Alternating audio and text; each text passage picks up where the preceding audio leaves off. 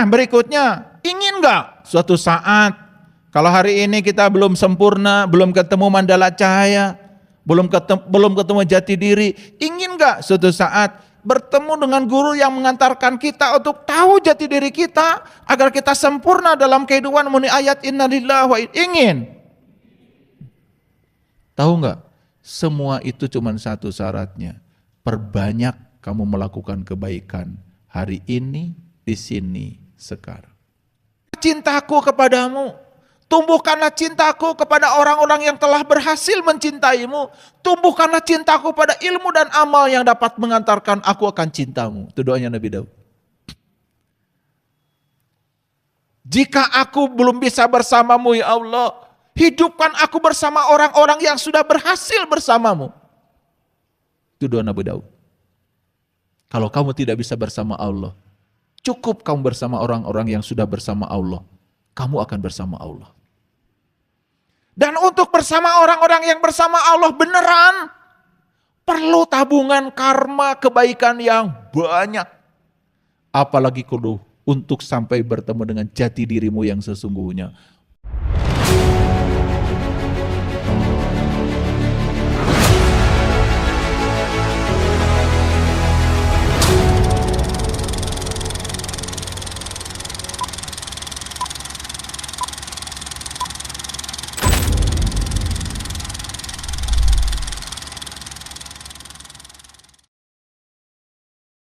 Ingin kan? Iya. Saya kalau lahir lagi nanti, semoga enggak. Saya mau lahir di kerajaan Inggris. Maunya saya. Warisannya banyak. Kan saya udah pengalaman kemarin lahir dari bapak ibu saya. Di perkebunan teh, kekurangan. Udah selesai itu. Paham maksud saya? Kan pengen kan nanti lahir di keluarga yang berkeadaan. Di samping itu juga keluarga yang berkesadaran. Sadar pentingnya pendidikan, sadar pentingnya kesadaran. Kan ingin kan? Bayangkan, mohon maaf saya bukan merendahkan. Lahir di keluarga yang serba tidak ada. Setelah itu tidak punya kesadaran, lahirnya di rumah yang serba kekurangan. Di situ cuma ada kemarahan, kebencian. Maaf ya. Masa kita tidak bisa lihat di sekeliling kita? Masa tidak bisa nonton kehidupan ini? Ingin gak nanti lahir di keluarga yang berkecukupan? Lahir di keluarga yang berkesadaran? Betul gak? Karena berkecukupan, berkesadaran dari kecil sudah dipilihkan sekolah yang bagus. Dicarikan pelajaran spiritual yang keren. Sekolahnya juga pasti keluar negeri. Disekolahkan di sekolah-sekolah yang beradab, kan pasti mau tong? Mau kan? Oke, saya tanya dulu. Kalau nggak mau saya stop ngajinya. Lanjut, ingin nggak suatu saat punya komunitas orang-orang yang penuh cinta kasih, orang-orang yang peduli, ya kan? Saling menasihati dalam kebenaran supaya nggak rugi, saling menasihati dalam kesabaran. Ingin kan?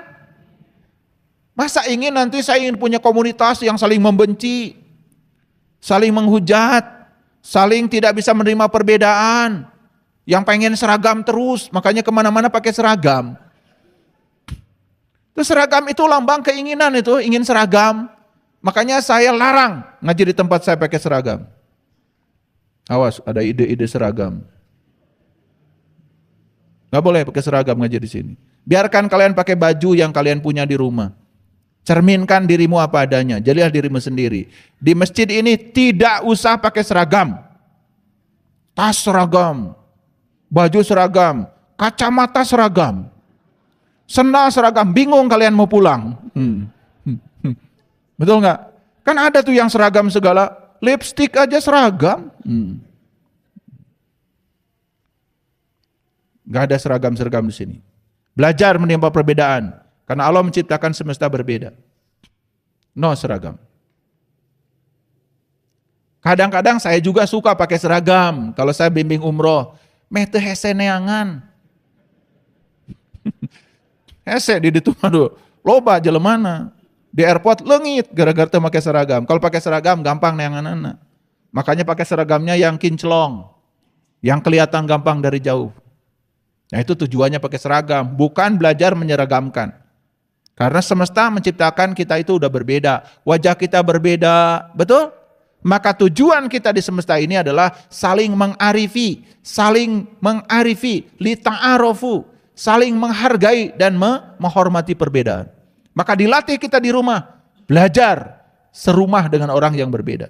Sakasur dengan orang yang berbeda, bayangkan. Betul? Iya. Kalau berhasil, sukses di situ. Kedewasaan tumbuh. Pengen nggak suatu saat ketemu dengan guru yang berkesadaran? Pengen? Pengen? Coba bayangkan ketemu dengan guru yang ngaco. Nawarin pahala, nakut-nakutin pakai neraka. Terus aja begitu, kapan mau sadar? Dia juga belum tentu dapat pahala. Cuma nawar-nawarin aja. Kan dia suka nawar-nawarin tapi dia nggak pergi kan calo. Bandung. Kampung rambutan. Begitu sudah pada naik, dia kagak ikut. Dasar calo. Iya begitu. Nah berikutnya, ingin nggak suatu saat, kalau hari ini kita belum sempurna, belum ketemu mandala cahaya, belum ketemu jati diri, ingin nggak suatu saat bertemu dengan guru yang mengantarkan kita untuk tahu jati diri kita, agar kita sempurna dalam kehidupan muni ayat innalillahi wa ingin. Tahu nggak? Semua itu cuma satu syaratnya, perbanyak kamu melakukan kebaikan hari ini, di sini, sekarang. Saya kasih tahu. 1, untuk lahir memiliki tubuh yang sempurna harus punya tabungan kebaikan yang banyak. 1 itu. Lahir punya tubuh yang sempurna dulu. Jarinya 10, kakinya 2, matanya 2, normal. Itu harus punya tabungan kebaikan yang banyak. Apa yang kau lakukan sekarang? Terus aja menebarkan kebencian. Terus saja menebarkan kerusakan di muka bumi. Ingat itu, ada karmanya. Hanya ingin punya tubuh yang sempurna saja. Syukur-syukur kalau cantik. Syukur-syukur kalau ganteng. Karena semua laki-laki ganteng dan semua perempuan cantik. Cek manehna. Belum selesai. Kalian itu suka terpana kalau saya ngomong. Ingin nggak punya tubuh yang sempurna? Karena tubuh yang sempurna adalah sarana untuk mengantarkan kita, jiwa kita pulang pada Allah. Kalau tubuhnya sudah tidak sempurna, kata Quran, surat Al-Baqarah, sapi yang cacat, sapi betina yang cacat, tidak bisa mengantarkan sang jiwa pulang kepada Allah. Sapi betina itu jasmani. Makanya beruntung kayak kalian sini nih, tubuhnya sempurna. Ini kebaikanmu banyak pasti di masa lalu. Baru 1. Setelah punya tubuh yang sempurna kan tadi ingin dilahirkan di keluarga yang berkecukupan. Tabungan kebaikanmu harus lebih banyak lagi. Berkecukupan tetapi tidak berkesadaran, buat apa? Selain berkecukupan, berpendidikan, juga ingin dilahirkan di keluarga yang berkesadaran. Tidak ada konflik, tidak ada perang di rumah, tidak ada marah-marahan. Jangan dikira loh, kalau di rumah yang damai tidak ada kemarahan itu mahal. Tabungan kebaikanmu harus banyak.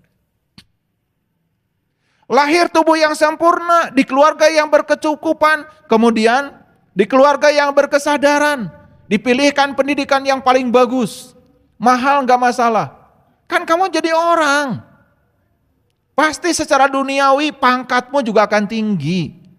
Penguasaan bahasa asingnya keren. Penguasaan ilmunya keren. Lah pastilah jadi direktur. Iya.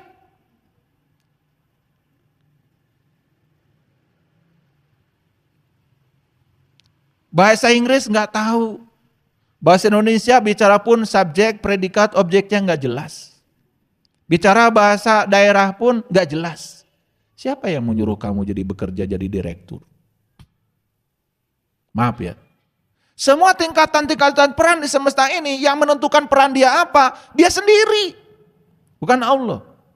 Ada yang perannya mohon maaf di sebuah perusahaan, ada yang direkturnya, ada yang sekretarisnya, terus ke bawah ada yang tukang sapunya. Semua itu yang menentukan peranmu adalah dirimu sendiri. Berikutnya, ingin hidup di sebuah komunitas yang berkesadaran. Tidak mudah untuk berada di sebuah komunitas yang frekuensinya tinggi. Nih contoh sederhana, komunitas WA, banyak? Kan ada yang WA-nya itu cuman kirim foto lagi makan, ngajak batara. Betul? Di mana saja dia makan, kirim foto dulu, kan begitu? Itu kalau yang tidak berkesadaran. Kalau yang berkesadaran kirim artikel, ada pencerahan, gitu. Ada kan grup WA isinya gosip aja. Lah itu memang sefrekuensi. Ahli gosip. Itu kurang kebaikannya itu di masa lalunya. Nah berikutnya, ingin gak suatu saat, kalau misalkan kita belum selesai di kehidupan yang sekarang, pertemukan aku, katanya Nabi Daud, Tuhan,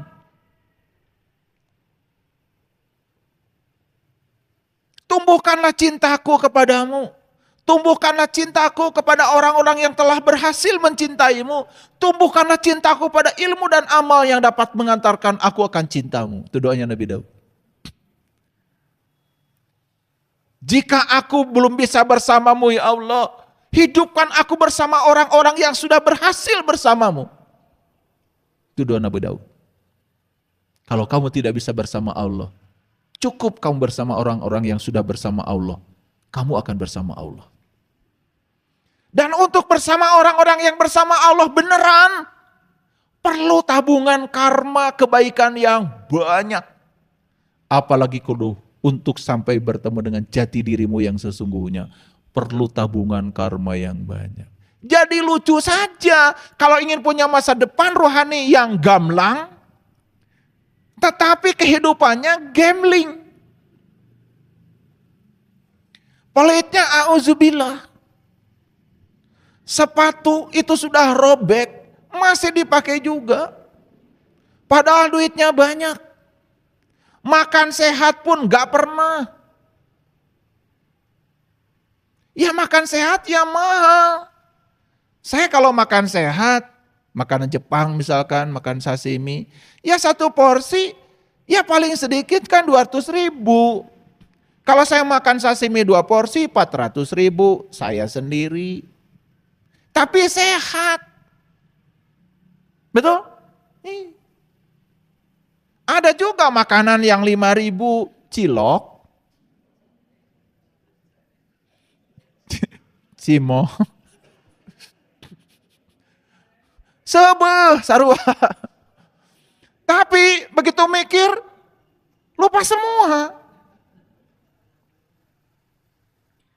Pagi-pagi minum jus.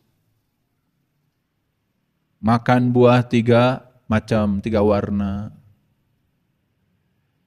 Minumannya probiotik yang sehat. Biar ada regenerasi sel, tidak ada penyakit mah, tidak ada apa-apa. Mahal memang.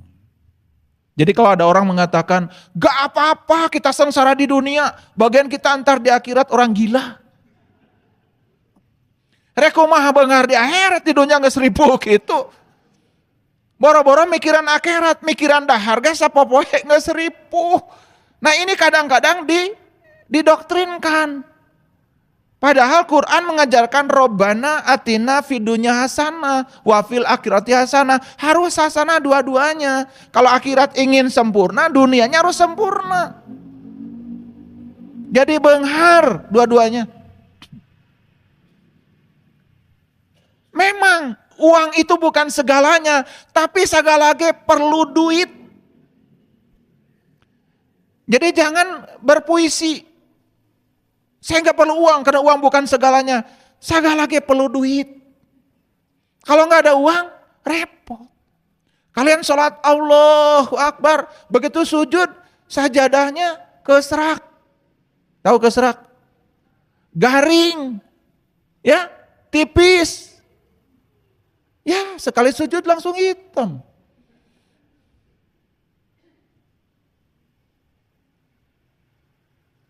Tapi ada juga yang bangga. Karena tarahum rukaan sujadan yabtaguna fadlan minallahi wa ridwan. Bekas raku dan sujudnya nampak di wajahnya. Lain eta. Bekas ruku dan sujud nampak di wajahnya. Wajahnya menyenangkan. Penuh persahabatan. Bager. Mun batkur rek balik. Itu kudu ditanya boga ongkos. Mere we eta mah. Itu tarahum rukaan sujadan. Ngerti maksud saya? Nah, jadi kalau kita ingin masa depan rohani kita ini bagus, maka caranya adalah di sini saat ini sekarang lakukan sesuatu yang bagus. Semua pemberianmu, semua kebaikanmu tidak ada buat orang lain. Semua buat kamu sendiri dan akan dipanen olehmu pada saatnya di masa depanmu. Itu namanya sedang membangun masa rohaninya yang gamblang. Pengumuman ini buat yang pada pelit. Ingin masa depan rohaninya gamblang, tapi sekarang gambling. Ngasih, aduh. Kalau ngasih itu nyaman diomongin lagi. Udah gitu, udah ngasihnya dikit, pakai dalil lagi, gak apa-apa, yang penting ikhlas. Nusatik mata ikhlas. Yang ikhlas mengasihnya banyak. Orang yang kasih banyak, kan nggak pernah pakai, nggak apa-apa banyak juga yang penting ikhlas, nggak ada kan? Tuh. Yang suka pakai nggak apa-apa ngasihnya sedikit yang penting ikhlas, menumerena saeutik. Dan numerena loba mah, tara make pidato, nggak apa-apa kan? Ayah ngasihnya banyak juga yang penting ikhlas, wah ngomong gitu ke saya. Nusok di WA ngomong gitu, ayah nggak apa-apa ya, satu lidi pun berharga, kalau nggak ada, tetapnya saeutik. Pakai puisi. Gak apa-apa kan? Tidak ada lidi yang besar kalau tidak ada satu-satu. Benar atau benar? Benar. Gak ada yang salah. Ya? Oh 1 juta juga ya. Tidak ada kalau gak ada 1 rupiah. Bener. Piraku atau risa perak mah.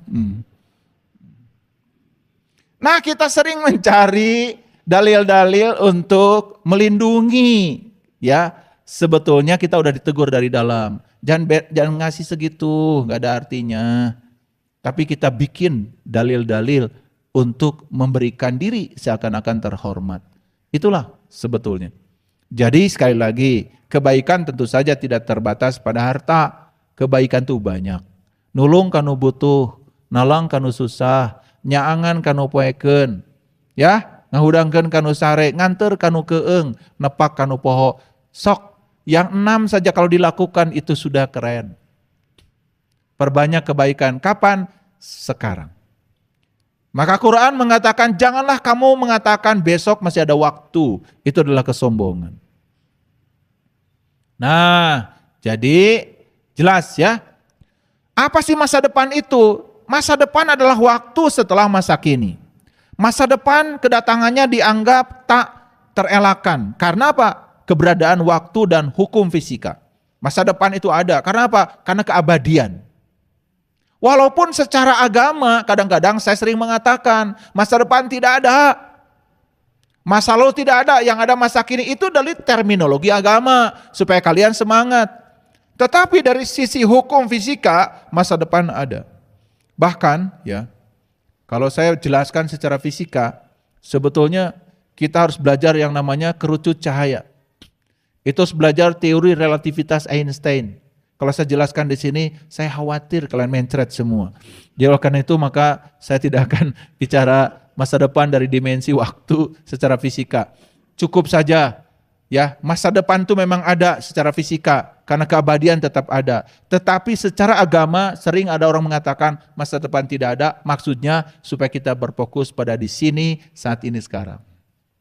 Ngerti maksud saya? Nah, bedakan ya, mana sudut pandang fisika, mana sudut pandang agama. Sudut pandang fisika ya memang ya ada yang namanya kerucut cahaya. Ya, konsep ruang dan waktu, konsep keabadian. Ada yang namanya teori relativitas, ada yang namanya konsep dilasi waktu. Itu kalau dijelaskan pusing kalian ya. Boro-boro ngurusi teori relativitas ya.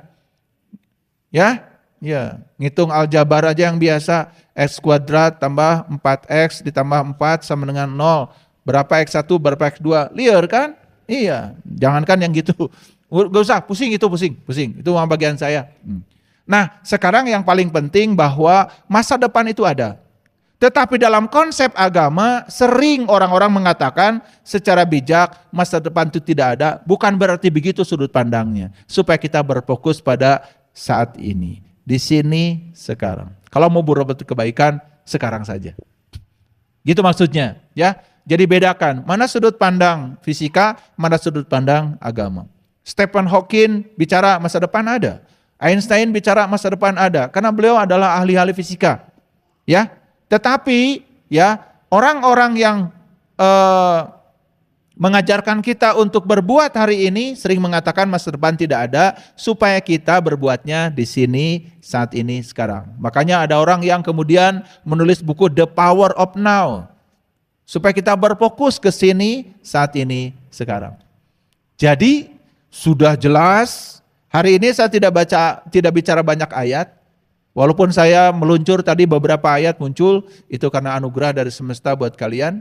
Tetapi yang paling penting sekarang, mari kita tentukan masa depan kita dengan gamblang. Terutama masa depan jasmani dan rohani kita. Dan mulai sekarang berhenti untuk melakukan tindakan gambling. Karena semua harus sudah pasti. Terima kasih. Assalamualaikum warahmatullahi wabarakatuh.